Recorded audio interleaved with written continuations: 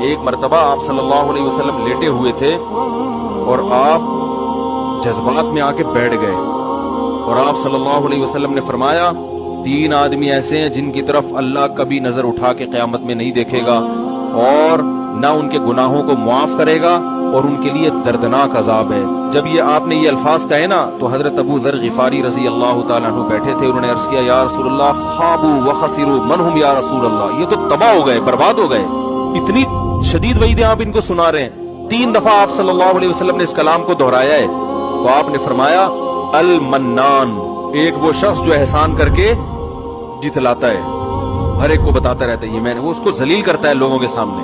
दूसरा, वल मुस्बिलु इजारहु, अपने इजार या शलवार को टखनों से नीचे लटकाने वाला।